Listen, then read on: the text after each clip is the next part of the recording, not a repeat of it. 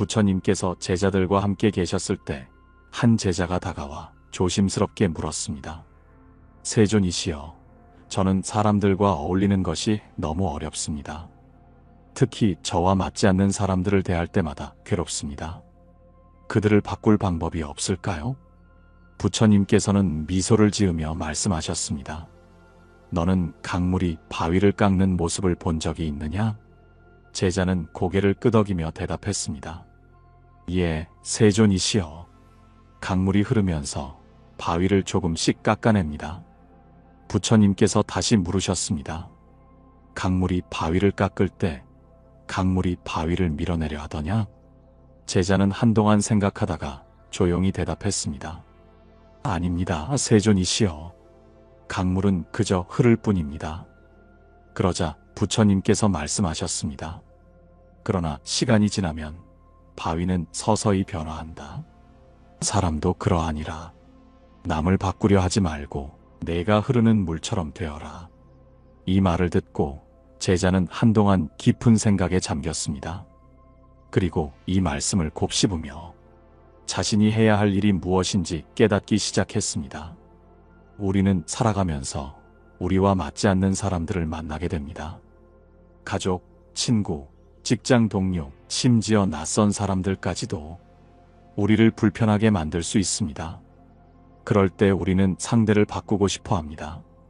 하지만 상대를 바꾸는 것은 생각보다 어렵고 때로는 불가능하기까지 합니다. 그렇다면 우리는 어떻게 해야 할까요? 오늘 우리는 이 문제에 대해 깊이 이야기해 보려 합니다. 나와 맞지 않는 사람을 바꾸려 하지 말고 어떻게 하면 지혜롭게 받아들이고 더 나은 관계를 만들어갈 수 있을지 함께 고민해 보겠습니다. 부처님께서 말씀하셨습니다. 세상을 바꾸는 것은 쉽지 않다. 그러나 너의 마음을 바꾸는 것은 가능하니라. 이제 그 첫 번째 이야기를 시작해 봅시다. 제자가 다시 물었습니다. 세존이시여, 그러면 저는 어떻게 해야 합니까? 저는 여전히 그들과 함께하는 것이 힘이 듭니다. 부처님께서는 빙그레 웃으며 대답하셨습니다. 한 사람이 거울을 들여다보면 그 속에는 무엇이 비치느냐? 제자는 대답했습니다. 그 사람 자신의 모습이 비칩니다. 부처님께서는 고개를 끄덕이며 말씀하셨습니다. 사람은 자신이 보고 싶은 대로 세상을 본다. 그러나 거울이 흐려지면 무엇이 보이겠느냐? 제자는 잠시 생각하다가 대답했습니다. 형체는 보이지만 흐릿해서 분명하게 알아볼 수 없습니다. 부처님께서는 조용히 말씀하셨습니다. 그러하다. 너의 마음이 흐려지면 상대를 있는 그대로 볼 수 없게 된다. 너의 고정된 생각과 감정이 거울을 흐리게 만들기 때문이다. 그러니 내가 먼저 거울을 닦아라. 그러면 상대를 있는 그대로 볼 수 있을 것이다. 우리는 살아가면서 상대를 있는 그대로 보기보다 내 기준과 감정으로 판단하는 경우가 많습니다. 저 사람은 왜 저렇게 행동할까? 왜 나와 맞지 않는 걸까? 이런 생각이 들 때마다 우리는 상대를 바꾸려고 합니다. 하지만 그 바탕에는 우리의 고정관념과 감정이 깔려있는 경우가 많습니다. 이럴 때 필요한 것은 상대를 바꾸려는 노력이 아니라 나의 마음을 먼저 바라보는 것입니다. 혹시 나 자신이 편견을 가지고 있지는 않은가? 내 기대와 기준을 상대에게 강요하고 있지는 않은가? 이렇게 스스로에게 질문해 보아야 합니다. 부처님 당시 한 수행자가 있었습니다. 그는 늘 함께 수행하는 다른 수행자가 마음에 들지 않았습니다. 그의 말투, 행동, 심지어 걸음걸이까지도 거슬렸습니다. 하루는 부처님께 찾아가 말했습니다. 세존이시여, 저는 그 사람과 함께 수행하기가 너무 힘이 듭니다. 그를 다른 곳으로 보내주실 수 없습니까? 부처님께서는 빙그레 웃으며 말씀하셨습니다. 너는 세상을 떠날 생각이 있느냐? 수행자는 깜짝 놀라되 물었습니다. 무슨 말씀이십니까, 세존이시여? 부처님께서 말씀하셨습니다. 내가 어디를 가든 내 마음속에 불편함이 있다면 그 불편함은 계속 따라다닐 것이다. 그 사람이 아니라 내 마음속에서 일어나는 불편함을 들여다보아라. 수행자는 이 말씀을 듣고 깊은 깨달음을 얻었습니다. 그는 상대를 바꾸는 것이 아니라 자신의 마음을 바꾸는 것이 더 중요하다는 것을 알게 되었습니다. 우리도 마찬가지입니다. 나와 맞지 않는 사람이 있으면 그 사람이 사라지기를 바라기보다는 내가 그 사람을 어떻게 바라보고 있는지를 먼저 살펴야 합니다.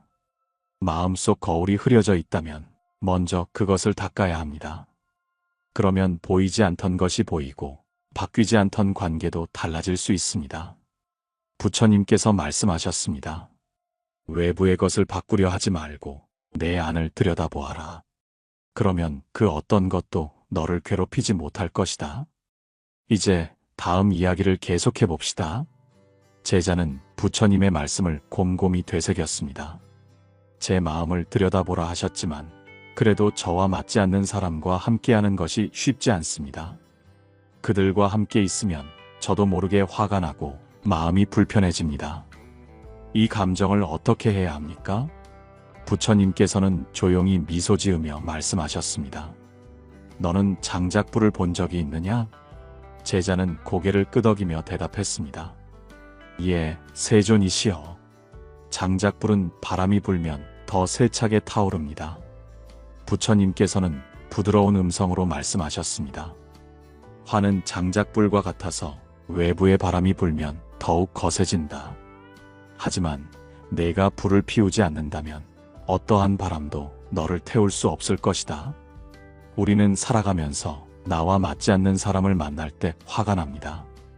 그들의 말과 행동이 우리의 감정을 건드리기 때문입니다. 하지만 여기서 중요한 점이 있습니다. 그들이 우리를 화나게 하는 것이 아니라 우리 스스로 화를 내는 것입니다. 어떤 사람이 우리에게 거친 말을 합니다. 그 순간 우리는 기분이 상하고 화를 내고 싶어집니다. 하지만 만약 우리가 그 말을 중요하게 여기지 않는다면 어떨까요? 그 말은 우리에게 아무런 영향을 주지 못할 것입니다. 부처님께서 한 왕궁에서 법문을 하실 때였습니다. 그곳에 부처님을 시기하는 한 사람이 있었습니다. 그는 부처님께 거친 말을 퍼부었습니다. 당신은 위선자요. 사람들을 속이고 스스로를 성인이라 부르는군요. 하지만 부처님께서는 미소를 지으며 조용히 말씀하셨습니다. 만약 누군가가 내게 선물을 가져왔는데 내가 그것을 받지 않는다면 그 선물은 누구의 것이겠느냐? 그 남자는 어리둥절해하며 대답했습니다. 당연히 선물을 가져온 사람의 것이겠지요. 그러자 부처님께서 부드럽게 말씀하셨습니다. 누군가가 나에게 화를 내고 욕을 해도 내가 그것을 받지 않는다면 그 화는 그 사람의 것이 아니겠느냐? 그 말을 들은 남자는 얼굴이 붉어졌습니다. 자신이 쏟아낸 분노가 부처님께 닿지 않고 그저 자기 자신에게 머물고 있다는 사실을 깨달았기 때문입니다. 우리도 마찬가지입니다. 상대가 나를 화나게 한다고 생각하지만 실제로는 내가 그 감정을 받아들이고 있는 것입니다. 우리가 그 감정을 받지 않으면 상대가 던진 분노는 결국 그 사람에게 돌아가게 됩니다. 그렇다면 우리는 어떻게 해야 할까요? 우선 상대가 던지는 말과 행동을 고지고대로 받아들이지 않는 연습이 필요합니다. 그들의 말과 행동이 나를 규정하는 것이 아니라 내가 그것을 어떻게 받아들이느냐가 중요합니다. 또한 화가 날 때는 한 걸음 물러서서 나의 감정을 관찰해 보아야 합니다. 내가 왜 화가 났는지, 그 감정의 근원이 무엇인지 바라보는 것입니다. 그러면 화에 휘둘리는 것이 아니라 화를 다스릴 수 있는 힘이 생깁니다. 부처님께서는 말씀하셨습니다. 화를 내는 것은 스스로에게 불을 붙이고 남을 태우려 하는 것과 같다. 하지만 결국 불에 타는 것은 너 자신이니라. 이제 다음 이야기를 계속해 봅시다. 제자는 부처님의 말씀을 듣고도 여전히 고민이 남아 있었습니다. 세존이시여, 저는 그들의 말과 행동을 받지 않으려 노력해 보았습니다. 그렇지만 마음속에서 여전히 불편함이 사라지지 않습니다. 그들과 함께 있으면 제 마음이 무거워지고 그 감정을 어찌할 바를 모르겠습니다. 부처님께서는 조용히 미소를 지으며 주위의 나뭇잎을 가리키셨습니다. 너는 저 나뭇잎이 바람에 흔들리는 모습을 본 적이 있느냐? 제자는 고개를 끄덕이며 대답했습니다. 예, 세존이시여. 바람이 불면 나뭇잎은 흔들립니다. 부처님께서는 부드럽게 말씀하셨습니다. 그러면 나무의 뿌리는 어떠하더냐? 제자는 다시 대답했습니다. 뿌리는 흔들리지 않습니다. 땅속 깊이 박혀 있기 때문입니다. 부처님께서는 고개를 끄덕이며 말씀하셨습니다. 너의 마음이 나뭇잎과 같다면 주변의 말과 행동에 쉽게 흔들릴 것이다. 하지만 내가 나무의 뿌리처럼 깊이 자리 잡으면 그 어떤 바람도 너를 흔들 수 없을 것이다. 우리는 살아가면서 나와 맞지 않는 사람을 만나면 그들의 말과 행동에 영향을 받습니다. 그들이 무례한 말을 하면 상처받고 그들의 태도가 거슬리면 화가 납니다. 하지만 이 모든 감정은 우리가 우리의 중심을 잃을 때 생깁니다. 한 수행자가 있었습니다. 그는 함께 수행하는 한 동료를 참을 수 없었습니다. 그 동료는 말이 많았고 작은 일에도 불평을 했습니다. 수행자는 부처님께 찾아가 말했습니다. 세존이시여, 저는 이 사람과 함께 수행하는 것이 너무 힘듭니다. 그를 피해 혼자 수행할 수 있도록 허락해 주십시오. 부처님께서는 조용히 물으셨습니다. 너는 바닷물이 더럽다고 바다를 떠나 강으로 가겠느냐? 수행자는 당황하며 대답했습니다. 강도 결국 바다로 흘러들어가지 않습니까? 부처님께서는 빙그레 웃으며 말씀하셨습니다. 내가 어디를 가든 내가 평온하지 않다면 똑같은 고통을 겪을 것이다. 고요한 마음을 가지면 그 누구와 함께하더라도 흔들리지 않게 되느니라. 수행자는 이 말씀을 듣고 깨달았습니다. 문제는 상대가 아니라 자신이 흔들리고 있다는 것이었습니다. 우리도 마찬가지입니다. 나와 맞지 않는 사람이 있을 때 우리는 그들을 피하거나 바꾸려고 합니다. 하지만 그것은 근본적인 해결책이 아닙니다. 우리가 우리의 내면을 단단히 다지지 않는다면 다른 사람을 피해도 어디에서든 똑같은 문제를 겪게 될 것입니다. 그렇다면 어떻게 해야 할까요?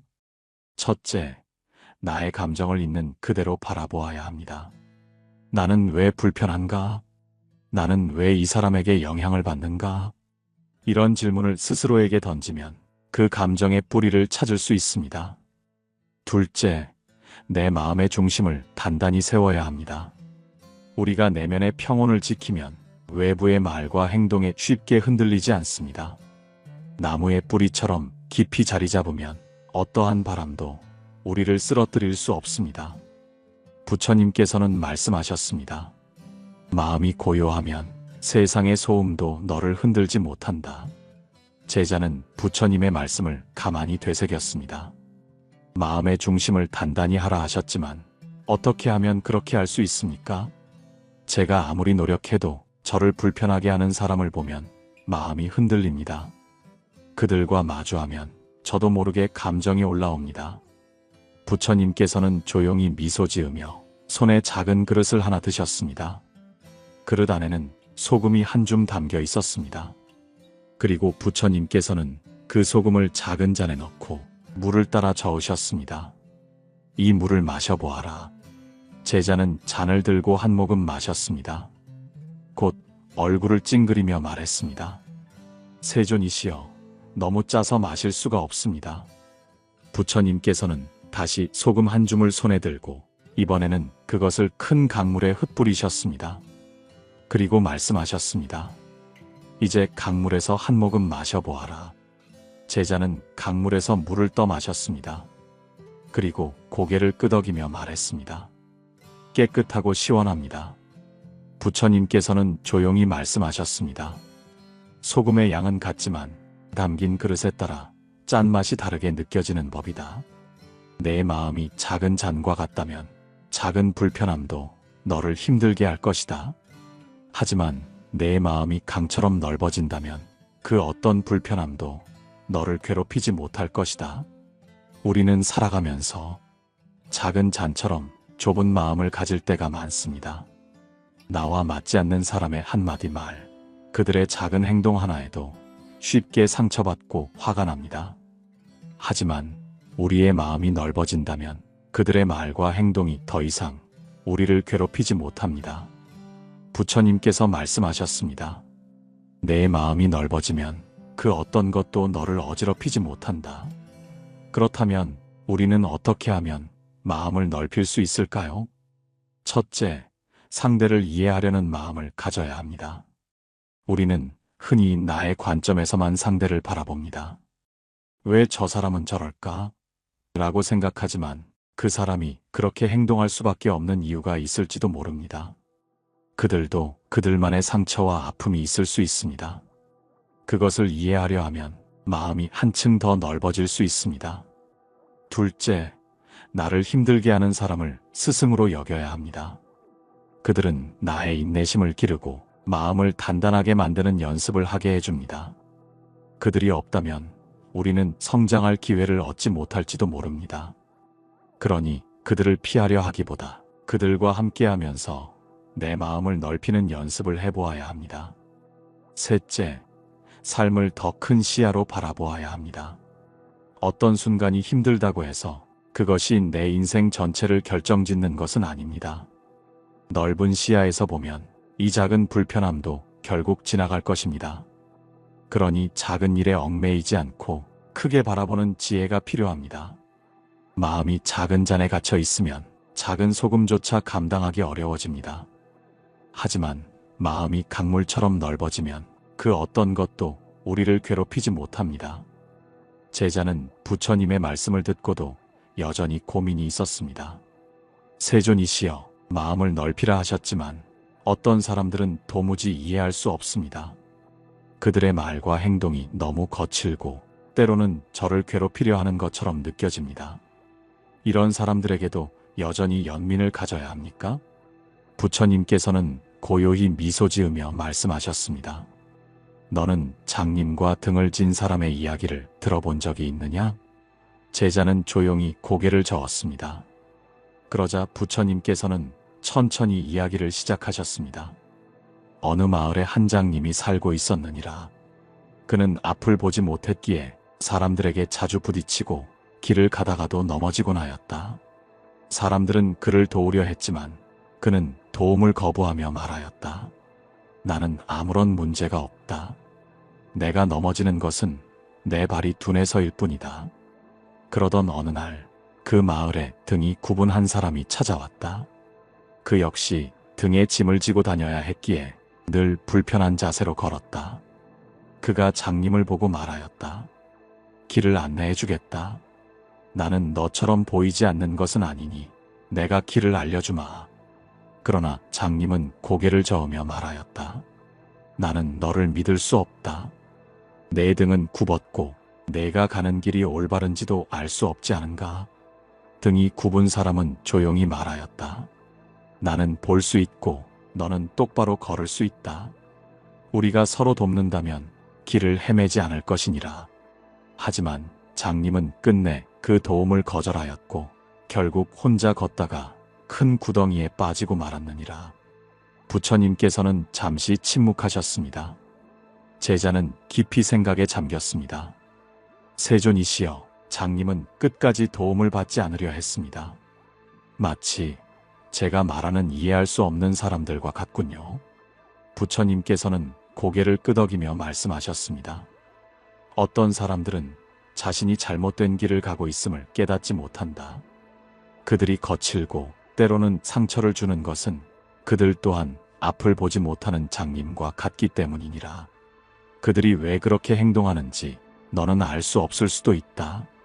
하지만 그들도 자신만의 어둠 속에서 살아가고 있는 것이니 그들에게 화를 내는 대신 연민을 가지는 것이 중요하느니라. 우리는 살면서 우리와 맞지 않는 사람을 이해하려 애쓰지만 때로는 도무지 이해할 수 없는 경우도 있습니다. 그들이 왜 그런 말과 행동을 하는지 알지 못하기 때문에 그들에게 화가 나고 그들을 피하고 싶어집니다. 하지만 부처님의 말씀처럼 그들도 보이지 않는 어둠 속에서 살아가고 있을지 모릅니다. 그들 역시 상처를 받고 자신도 모르게 다른 사람을 상처 주는 삶을 살아왔을 수도 있습니다. 그들을 이해할 수 없다면 적어도 그들에게 연민을 가질 수는 있습니다. 그렇다면 우리는 어떻게 해야 할까요? 첫째, 상대를 바꾸려 하기보다 그들이 왜 그렇게 행동하는지 한번 생각해 보아야 합니다. 그들은 스스로를 방어하기 위해 거칠게 행동할 수도 있고 그들의 과거 경험이 그들을 그렇게 만들었을 수도 있습니다. 이해할 수 없더라도 그들이 가진 상처를 생각하면 연민을 가질 수 있습니다. 둘째, 거리를 두되 미워하지 않아야 합니다. 연민을 가진다고 해서 그들과 꼭 가까이 지낼 필요는 없습니다. 내가 힘들다면 적절한 거리를 두는 것도 방법입니다. 하지만 그들을 미워하지 않고 그저 한 걸음 물러나서 바라보는 것이 중요합니다. 셋째, 내 마음을 다스리는 연습을 해야 합니다. 다른 사람은 바꿀 수 없어도 내가 어떻게 반응할지는 선택할 수 있습니다. 그들의 말과 행동에 휘둘리는 대신 내가 어떻게 받아들일지를 결정하는 것이야말로 진정한 자유입니다. 부처님께서는 말씀하셨습니다. 사람을 바꾸려 하면 너는 끝없는 싸움 속에 살게 되리라. 하지만 너의 마음을 바꾸면 세상은 저절로 변하느니라. 이제 마지막 얘기를 해보겠습니다. 제자는 부처님의 말씀을 듣고 깊이 생각에 잠겼습니다. 그동안 그는 나와 맞지 않는 사람들을 이해하려 애썼고 그들을 바꾸려고도 해보았지만 늘 실패하고 괴로워했습니다. 하지만 부처님의 말씀을 들으니 그들을 바꾸려 하기보다 내 마음을 먼저 다스려야 한다는 것을 깨닫게 되었습니다. 제자는 조심스럽게 물었습니다. 세존이시여, 제 마음을 바꾸려면 무엇부터 해야 합니까? 부처님께서는 조용히 빙글에 미소 지으며 말씀하셨습니다. 너는 물결이 있는 호수를 본 적이 있느냐? 제자는 고개를 끄덕였습니다. 네, 본 적이 있습니다. 그 호수의 물결이 언제 가장 잔잔해지느냐? 제자는 잠시 생각하다가 대답했습니다. 아무것도 던지지 않고 아무도 건드리지 않을 때 호수의 물결은 저절로 가라앉습니다. 부처님께서는 고개를 끄덕이며 말씀하셨습니다.